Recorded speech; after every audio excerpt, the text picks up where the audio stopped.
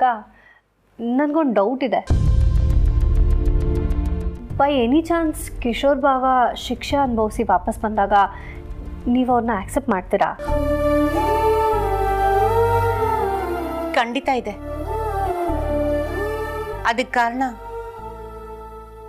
ಇದು.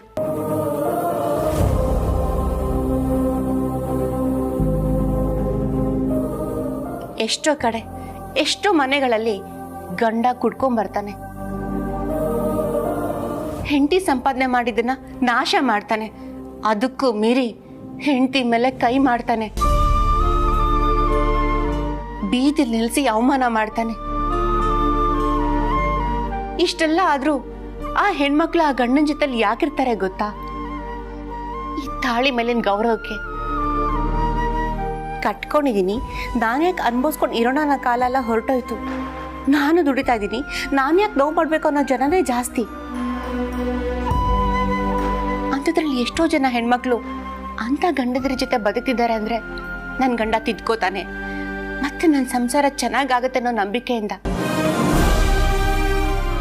ಆ ನಂಬಿಕೆ ಕೊಡೋದು ಈ ತಾಳಿ. ನಿಜ ಅಕ್ಕ, ಯಾಕೆಂದ್ರೆ ಆ ತಾಳಿನ ಗಂಡ ಕಟ್ಟಿರ್ಬೋದು, ಆದ್ರೆ ತಾಳಿ ಕಟ್ಟಕ್ ಮುಂಚೆ ಎಷ್ಟೋ ಜನ ಅದನ್ನ ಮುಟ್ಟಿ ಮನ್ಸಾರೆ ಹರಿಸಿರ್ತಾರೆ. ಆ ತಾಳಿಗಿರೋ ಶಕ್ತಿಯಿಂದ ನಮಗೆಲ್ಲ ಚೆನ್ನಾಗಾಗತ್ತೆ ಅನ್ನೋ ನಂಬಿಕೆ ಇದ್ದೇ ಇರತ್ತೆ, ಚೆನ್ನಾಗಾಗತ್ತೆ ಕೂಡ. ಏನೋ ಅಕ್ಕ, ಇಬ್ರು ಸೇರ್ತಿದ್ದೀರಾ ಅನ್ನೋ ಖುಷಿ. ಎಲ್ಲ ಸರಿ ಹೋದ್ರೆ ಸಾಕು. ಅದ್ರ ಜೊತೆಗೆ ಲೀಲಾ ಒಬ್ಳು ಮನೆ ಬಿಟ್ಟು ಹೋದ್ರೆ ಅದೇ ಸಮಾಧಾನ ನನಗೆ. ಸರು,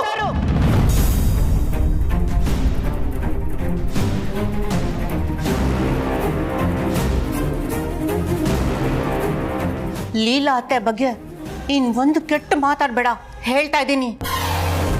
ಸರು, ಅವ್ರ ಹೆಸರು ಕರಿತೀಯ ಅಂತಂದ್ರೆ ಲೀಲಾ ಅಲ್ಲ, ಲೀಲಾ ಅತ್ತೆ ಅಂತ ಕರಿಬೇಕು. ಏನಿಬ್ರು ಹೀಗೆ ರೈಸ್ ಆಗ್ತಿದ್ದೀರಾ?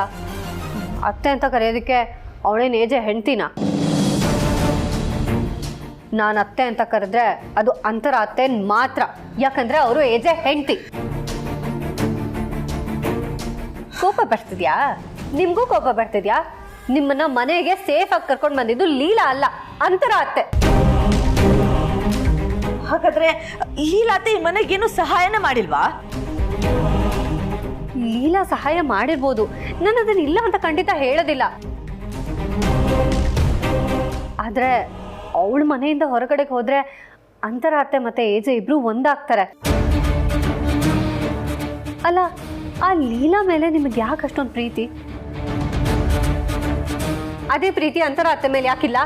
ಯಾಕಂದ್ರೆ ಅವಳ ಅಂತರ ಅಲ್ಲ.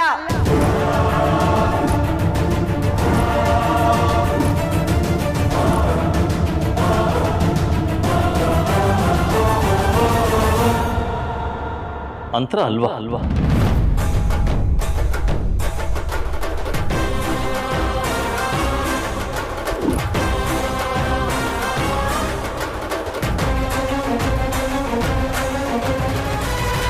ದುರ್ಗಾ, ಏನ್ ಹೇಳ್ತಿದ್ಯಾ?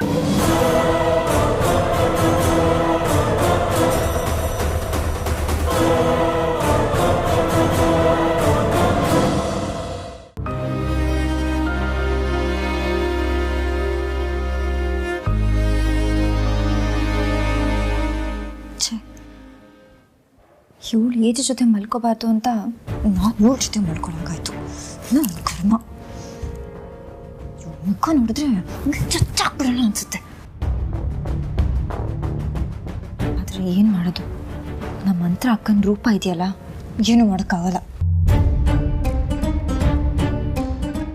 ನೀನಲ್ಲ ಕಣೆ ಮನೆ ಯಜಮಾನಿ, ನಾನೀ ಮನೆ ಯಜಮಾನಿ. ಏಜೆ ನನ್ನ ಗಂಡ, ನಾನು ಅವ್ರ ಹೆಂಡತಿ. ನಾನು ಅವ್ರ ಹೆಂಡತಿ ಅಂತ ಗೊತ್ತಿದ್ರು ನಾಟಕ ಆಡ್ತಿದ್ಯಲ್ಲ, ಬಟ್ಟಿ ಸಮೇತ ಇದನ್ನ ತೀರಿಸ್ಕೊತೀನಿ.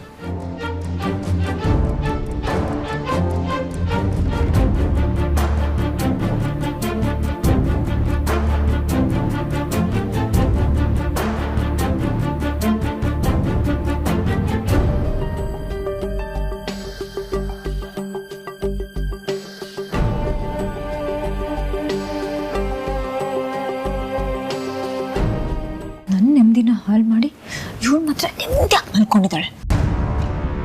ಈ ಪ್ರಾರ್ಥನಾ ನಿನ್ನ ಮಾತ್ರ ನಾನು ಸುಮ್ಮನೆ ಬಿಡಲ್ಲ. ನನ್ನ ಗಂಡನ ಹತ್ರ ಹೋಗಿ ಇವಳು ಅಂತರ ಅಲ್ಲ ಅಂತ ಹೇಳಕ್ಕಂತೂ ಆಗಲ್ಲ. ಆದರೆ ನಿನಗೇನಾದರೂ ಒಂದು ಗತಿ ಕಾಣಿಸ್ಬೇಕಲ್ಲ, ಏನಾದರೂ ಮಾಡೇ ಮಾಡ್ತೀನಿ.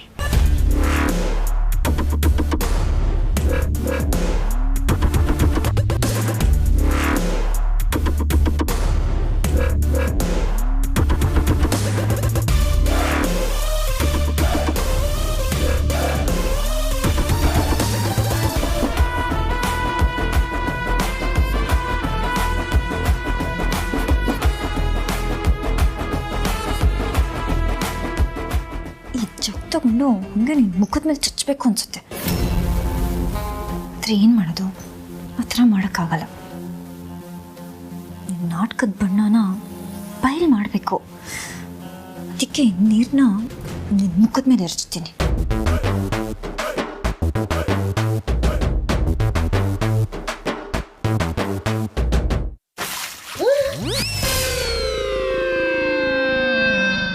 ಲೀಲಾ, ಏನ್ ಮಾಡ್ತಿದ್ಯಾ?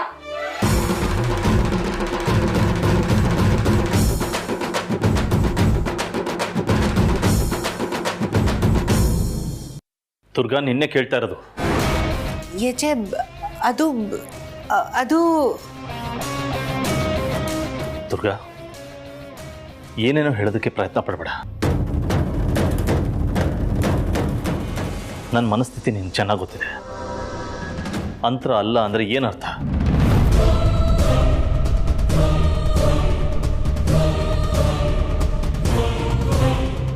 ಯಜೆ ಅದು ನಾವೆಲ್ಲ ಸುಮ್ಮನೆ ಕೂತ್ಕೊಂಡು ಇಷ್ಟೊತ್ತಲ್ಲಿ ಯಾರು ಸುಮ್ಮನೆ ಕೂತ್ಕೊಂಡು ಮಾತಾಡಲ್ಲ ಲಕ್ಷ್ಮಿ. ವಿಷಯನ ಡೈವರ್ಟ್ ಮಾಡಬೇಡಿ. ನನಗೆ ಉತ್ತರ ಬೇಕು. ಅದು ಅದು ಸರು, ನೀ ಸರಿಯಾಗಿ ಉತ್ತರ ಕೊಡ್ತೀಯ ಅಂತ ಕೇಳ್ತಾ ಇದ್ದೀನಿ. ಏನು ಮಾತಾಡ್ತಾ ಇದ್ರಿ? ನನಗೇನು ಗೊತ್ತಿಲ್ಲ ಏಜೆ. ನಾನು ಅಂತರಾತೆ ಬಗ್ಗೆ ಮಾತಾಡ್ತಿದ್ದೆ ಅಷ್ಟೇ. ದುರ್ಗಾ ಅಕ್ಕನೇ ಅಂತರ ಅಲ್ಲ ಅಂತ ಅಂದಿದ್ದು.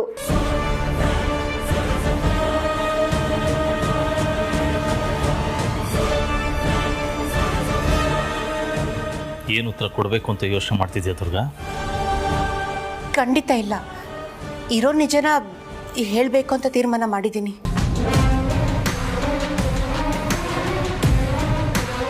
ಹೇಳಿ. ಅವರು ಅಂತರ ಅತ್ತೆನೇ ಅಲ್ಲ.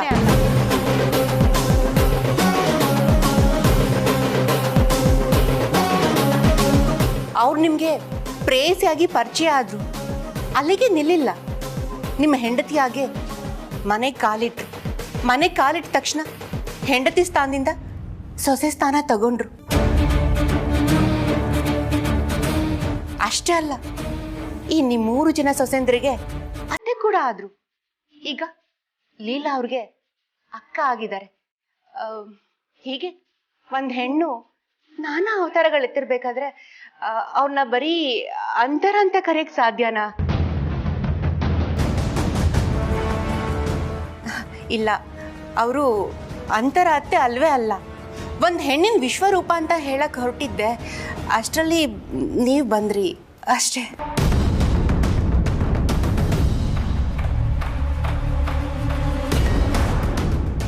ಟೈಮ್ ಆಗಿದೆ, ಮಲ್ಕೋ ಹೋಗಿ.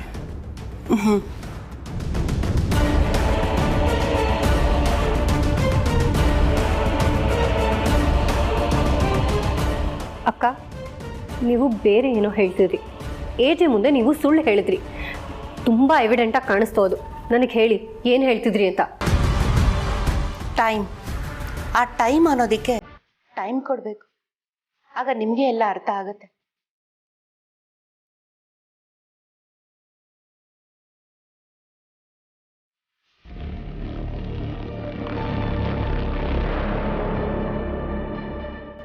ಲೀಲಾ, ನಿನ್ನನ್ನೇ ಕೇಳ್ತಿರೋದು.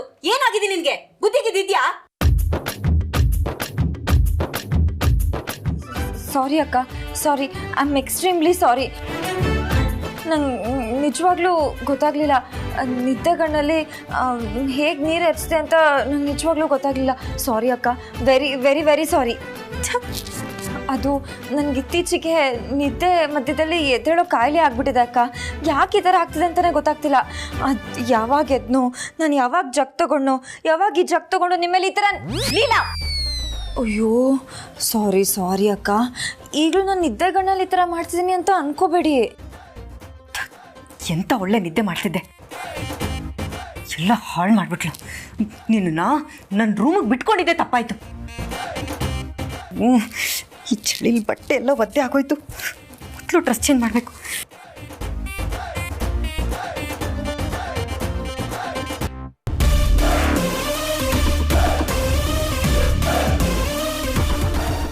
ಏನು, ನೀನು ನನ್ನ ರೂಮಿಗೆ ಬಿಟ್ಕೊಳ್ಳೋದಾ? ಯಾರೋ ಕೊಟ್ಟಿರೋ ಹುತ್ತದೊಳಗೆ ಹೊಕ್ಕಿರೋ ವಿಷ ಸರ್ಪ ನೀನು. ನಿನ್ನಲ್ಲಿರೋ ವಿಷನ ಕಕ್ಸಿ ನಿನ್ನನ್ನು ಎಲ್ಲಿಗೆ ಸೇರಿಸ್ಬೇಕೋ ಅಲ್ಲಿಗೆ ಸೇರಿಸ್ತೀನಿ. ತುಂಬ ಮೆರೀತಿದ್ದೆ ಅಲ್ವಾ? ನನಗೂ ಟೈಮ್ ಬರುತ್ತೆ ಅಂತ ವೇಟ್ ಮಾಡ್ತಿದ್ದೆ. ಟೈಮ್ ಬಂದೇ ಬಿಡ್ತು. ದುರ್ಗಾ ಅವರು ಮನೆಗೆ ಸೇಫಾಗಿ ಬಂದರೆ 21 ಕಾಯಿನ ಹೊಡಿತೀನಿ ಅಂತ ಹರಕೆ ಹೊಡ್ಕೊಂಡಿದ್ದೆ. ಅದನ್ನು ತೀರ್ಸೋಕ್ಕೆ ನಾನು ನಾಳೆ ದೇವಸ್ಥಾನಕ್ಕೆ ಹೋಗ್ತೀನಿ, ತೀರಿಸ್ತೀನಿ. ಅದ್ರ ಜೊತೆಗೆ ನಿನಗೂ ಇದೆ ಕಣೆ ಹಬ್ಬ.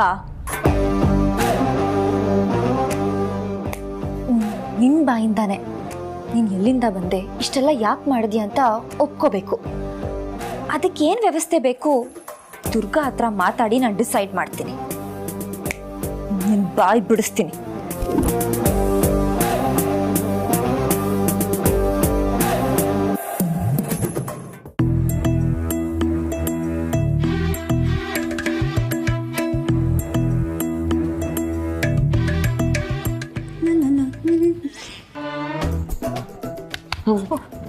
ಯಾಕ್ರಿ, ಏನಾಯ್ತು? ಯಾಕೆ ಇಲ್ಲಿ ನಿಂತಿದ್ದೀರಾ? ಬಾಸ್ ಮೊದಲೇ ಮೂಡ್ ಆಫ್ ಆಗಿದ್ದಾರೆ. ಆಮೇಲೆ ನಾನು ಹೋಗಿ ಏನಾದರೂ ಬೈದ್ಬಿಟ್ರೆ ನನ್ನ ಬದಲಿಗೆ ನೀನು ಹೋಗು, ಅವ್ರ ಹೆಣ್ಮಕ್ಳಿಗೆ ಏನು ಅನ್ನಲ್ಲ. ಲೊಟ್ಟೆ ಪುಸ್ಕಿ, ನಾನು ಹೋಗಲ್ಲ. ರೂಪ ಮಾತು ಕೇಳಲ್ವಾ? ಕೇಳಲ್ಲ.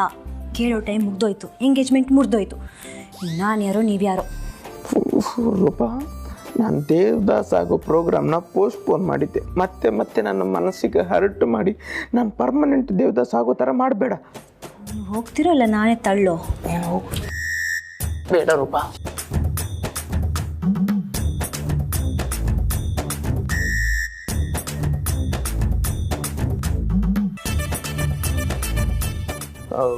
ಹೊಸದು ಈ ನಿಮ್ಗೆ ಇನ್ಫಾರ್ಮೇಷನ್ ಹೇಳೋಕ್ಕಂತ ಬಂದೆ.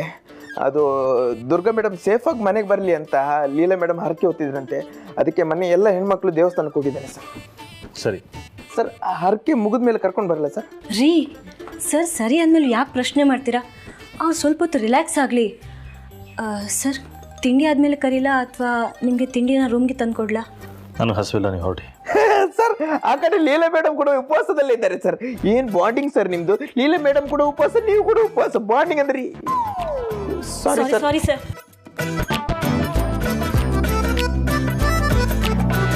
ಆಂಜನೇಯಾಯ ನಮಃ ಮಹಾವೀರಾಯ ನಮಃ ಹನುಮತೆ ನಮಃ ಮಾರುತಾತ್ಮಜಾಯ ನಮಃ ತತ್ವಜ್ಞಾನಪ್ರದಾಯ ನಮಃ ಸೀತಾದೇವಿ ಮುದಪ್ರದಾಯಕಾಯ ನಮಃ.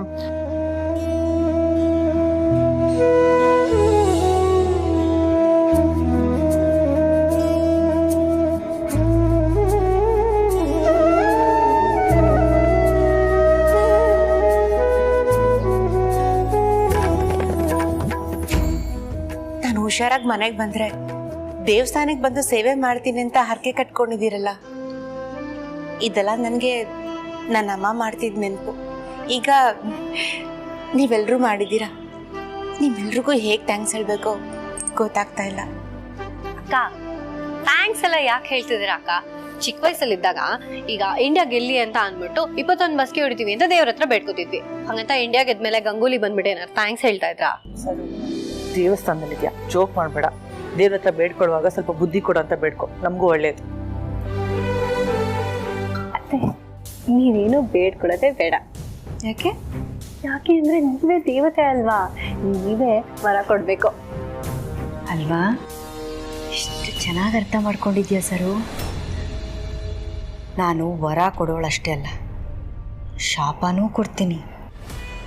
ಹಾಗಿದ್ರೆ ಮೊದಲು ಅಲ್ಲಿ ಹೊರಗಡೆ ಹೋಗಿ ಅಂತ ಶಾಪ ಕೊಡ್ತೀನಿ, ಸರಿಯಾಗಿರುತ್ತೆ.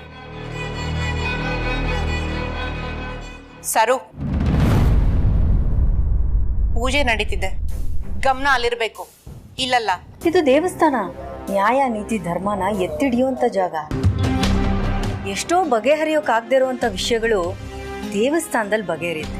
ಅಂಥ ಸ್ಥಳ ಇದು. ಇಲ್ಲಿ ಮಾತಾಡ್ಬೇಡ ಅಂತ ಹೇಳ್ತೀಯಲ್ಲ ನೀನು. ಸಾಕು, ಎಲ್ರೂ ದಯವಿಟ್ಟು ದೇವ್ರನ್ನ ನೋಡಿ.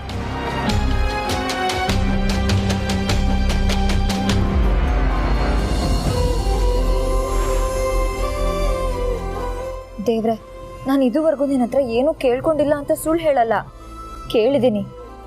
ಆದರೆ ಅದರಲ್ಲಿ ಸಿಂಹಪಾಲು ನನ್ನ ಗಂಡಂಗೆ ಮನೆಗೆ ಒಳ್ಳೇದಾಗಬೇಕು ಅಂತ ಕೇಳಿದ್ದೀನಿ. ಇವತ್ತು ಅದನ್ನೇ ಕೇಳ್ತಿದ್ದೀನಿ. ಇಷ್ಟು ದಿನ ನನಗೆ ಸತ್ಯ ಗೊತ್ತಾದರೂ ಎಲ್ಲ ಒಳಗಡೆನೆ ಮುಚ್ಚಿಟ್ಕೊಂಡಿದ್ದೆ. ಇನ್ನು ಮುಂದೆ ಆ ಥರ ಆಗಲ್ಲ. ಸತ್ಯನ ಮುಚ್ಚಿಟ್ಟಷ್ಟು ತೊಂದರೆನೇ ಆಗ್ತಿರೋದು. ಅದಕ್ಕೋಸ್ಕರ ಈ ಪಾಪಿ ಪ್ರಾರ್ಥನೆಯಿಂದನೇ ಎಲ್ಲ ನಿಜನ ಹೊರಗಡೆ ಹಾಕ್ಸ್ಬೇಕು ಅಂತ ನಿನ್ನ ಸನ್ನಿಧಾನಕ್ಕೆ ಕರ್ಕೊಂಡು ಬಂದಿದ್ದೀನಿ. ನಾನು ಅನ್ಕೊಂಡಾಗ ಆಗಬೇಕು ದೇವ್ರೆ. ಇವಳು ಸತ್ಯನ ಒಪ್ಕೋಬೇಕು. ಹಾಗೆ ಮಾಡು ಪ್ಲೀಸ್.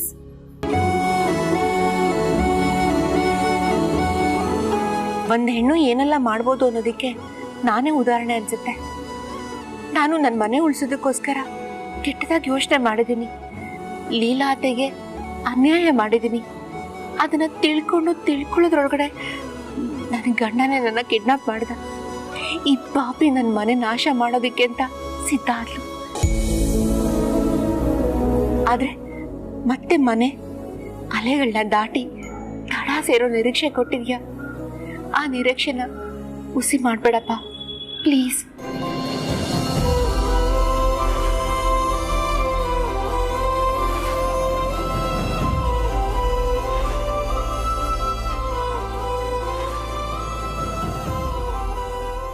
ಲೀಲಾ ಅವರೇ, ಏನ್ ಬೇಡ್ಕೋತಿದ್ದೀರಾ? ಬೇಡ್ಕೊಂಡಿದ್ದಾಯ್ತು ಸರು, ನಿಂಗೆ ಹೇಳೋ ಆಸೆ. ಆದರೆ ನೀನು ತಥಾಸ್ತು ಅಂದರೆ ಅದು ಈಡೇರಲ್ವಲ್ಲ, ಅದಕ್ಕೆ ಬೇಜಾರು. ನೀನು ಬೇಜಾರು ಮಾಡ್ಕೋಬೇಡ. ಏನ್ ಜೋಕಾ? ಇಲ್ಲ ಸರು, ಇವರು ಸೀರಿಯಸ್ ಆಗೇ ಹೇಳ್ತಿದ್ದಾರೆ. ಅಕ್ಕ, ಸರು ಬಾ, ಪ್ರದಕ್ಷಿಣೆ ಹಾಕೊಂಡ್ಬರೋಣ. ಅಕ್ಕ, ಮಹಾಮಂಗಳಾರತಿ ಆಗಸ್ಟಲ್ಲಿ ನಾವು ಹರಕೆ ತೀರ್ಸ್ಬಿಟ್ಟು ಬರೋಣ ಬನ್ನಿ. ಅಲ್ಲಲಿಲ್ಲ, ಹರಕೆ ಕಟ್ಕೊಂಡಿರೋದು ನೀನು, ನಾನು ಯಾಕೆ ನಿನ್ನ ಜೊತೆಲಿ? ಅಯ್ಯೋಯ್ಯೋ, ಎಲ್ಲಾದರೂ ಉಂಟಾ? ಹೊಡಿಬೇಕು ಅಂತ ಅನ್ಕೊಂಡ್ಮೇಲೆ ನೀವು ಬರಲೇಬೇಕಲ್ವಾ ಅಕ್ಕ? ಅಂದರೆ ತೆಂಗಿನಕಾಯಿ ಹೊಡಿಬೇಕು ಅಲ್ವಾ? ಮನೆಗೆ ಒಳ್ಳೇದಾಗಬೇಕು ಅಂತಾನೆ ಹರಕೆ ತೀರಿಸ್ತಾ ಇರೋದು. ನೀವು ಇರಲೇಬೇಕು ಅಲ್ವಾ? ಬನ್ನಿ ಬನ್ನಿ ಬನ್ನಿ.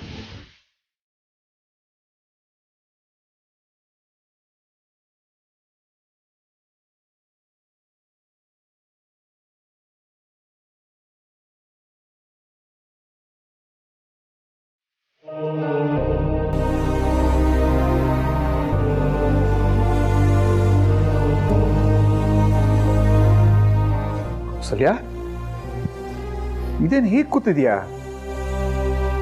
ಅನ್ನನ ದೇವರು ಅಂತಾರೆ, ಅನ್ನಕ್ಕೋಸ್ಕರನೇ ಎಲ್ಲರೂ ದುಡಿಯೋದು. ನೀನು ಅದನ್ನ ಎದುರಿಗಿಟ್ಕೊಂಡು ಸುಮ್ಮನೆ ಕೂತಿದ್ಯಾ? ತಿಂಡಿ ತಿನ್ನು. ತಿಂತೀನ್ರಿ, ಏನೋ ಯೋಚನೆ ಮಾಡ್ತಾ ಅರ್ಥಬಿಟ್ಟೆ ಅಷ್ಟೇ. ಕೌಸಲ್ಯ, ಅನ್ನ ಮುಂದೆ ಬಂದಾಗ ಜಗತ್ತನ್ನೇ ಮರಿಬೇಕಂತೆ. ಎಲ್ಲ ಬಿಟ್ಟು ಅನ್ನಕ್ಕೋಸ್ಕರ ದುಡಿಯೋ ಜನ ತುಂಬಾ ಇದ್ದಾರೆ ಜಗತ್ತಲ್ಲಿ. ಏಜೆ ಸರ್ ಏನ್ ಹೇಳ್ತಾರೆ ಹೇಳು? ಜೀವನದಲ್ಲಿ ನಾವು ಮರ್ಯಾದೆ ಕೊಡಬೇಕಾಗಿರೋದು ತಂದೆ ತಾಯಿಗೆ, ಅದು ಬಿಟ್ರೆ ಅನ್ನಕ್ಕೆ. ಅಂತ ಅನ್ನನೇ ಮರೆತು ನೀನು ಯೋಚನೆ ಮಾಡ್ತಾ ಕೂತಿದೆಯಲ್ಲ, ಏನಾಯ್ತು? ಅಯ್ಯಯ್ಯೋ, ಏನೂ ಇಲ್ಲ ರೀ. ಏನೋ ಹಾಗೆ ಅದು ಇದು ಅಂತ, ಇಂಪಾರ್ಟೆಂಟ್ ಅಂತ ಏನೂ ಇಲ್ಲ. ಕೌಸಲ್ಯ, ಸುಮ್ಮನೆ ಮಾತು ಮರೆಸ್ಬೇಡ. ನಾನು ನಿನ್ನನ್ನು ಇವತ್ತು ನಿನ್ನೆಯಿಂದ ನೋಡ್ತಾ ಇರೋದಲ್ಲ, ಕಟ್ಕೊಂಡಾಗಿಂದ ನೋಡ್ತಾ ಇದ್ದೀನಿ. ನಿನ್ನನ್ನು ತುಂಬ ದಿವಸದಿಂದ ಗಮನಿಸ್ತಾ ಇದ್ದೀನಿ. ಯಾಕೋ ಮೊದಲಿನ ಹಾಗಿಲ್ಲ. ಏನಾಯ್ತು ನೋಡು, ಏನೇ ಸಮಸ್ಯೆ ಇದ್ರೂ ನನ್ನ ಹತ್ರ ಹೇಳ್ಕೊ. ನಿನ್ನ ಗಂಡನಾಗಿ ನಾನು ನಿನ್ನ ಜೊತೆ ಇದ್ದೀನಿ. ನೀನು ಬದಲಾಗಿದೆಯಾ, ಆದರೆ ಪೂರ್ತಿ ಒಳ್ಳೆ ದಾರಿಯಲ್ಲಿ ನಡೀತಾ ಇದೆಯಾ ಅನ್ನೋ ನಂಬಿಕೆ ನನಗೆ ಬಂದ ಮೇಲೆ ನಾನು ಹೇಳ್ತೀನಿ, ಕೌಸಲ್ಯ ನನ್ನ ಹೆಂಡತಿ, ಅವಳು ಏನೇ ಮಾಡಿದ್ರೂ ತಪ್ಪಿರಲ್ಲ ಅಂತ. ಇವಾಗ ಯಾವ ವಿಷಯ ಇದ್ರೂ ನನ್ನ ಹತ್ರ ಹೇಳು ಕೌಸಲ್ಯ, ನಾನು ನಿನ್ನ ಜೊತೆ ಇದ್ದೀನಿ. ನಿನ್ನ ನನ್ನನ್ನೇನು ಕೇಳಬೇಡಿ, ನನ್ನನ್ನೇನು ಕೇಳಬೇಡಿ. ಕೂತ್ಕೋ, ಕೂತ್ಕೋ. ಮೊದಲು ತಿಂಡಿ ತಿನ್ನು, ಆಮೇಲೆ ಸಮಸ್ಯೆ ಏನಾದರೂ ಇದ್ರೆ ಆರಾಮಾಗಿ ಕೂತ್ ಮಾತಾಡೋಣ.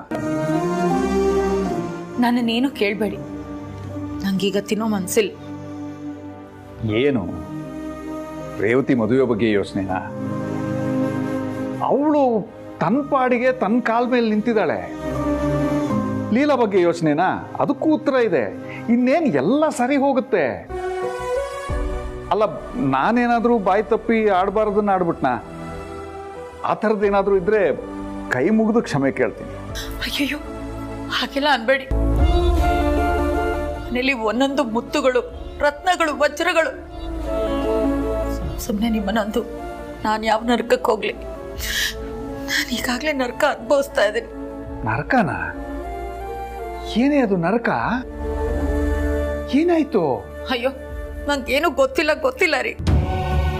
ಭಗವಂತ ಕರ್ಮನ ವಾಪಸ್ ಕೊಡ್ತಾನೆ ಅನ್ನೋದು ನಿಜ. ನಾವ್ ಯಾವ ವಿಷಯದಲ್ಲಿ ಮೆರಿತೀವೋ ಅದೇ ವಿಷಯದಲ್ಲಿ ನಮ್ಮನ್ನ ತುಳಿತಾನೆ. ಅದನ್ನ ಬಿಟ್ಟರು ನನಗೇನು ಕೇಳಬೇಡಿ, ನನಗೇನು ಗೊತ್ತಿಲ್ಲ ಅಷ್ಟೇ. ಕೌಸಲ್ಯ,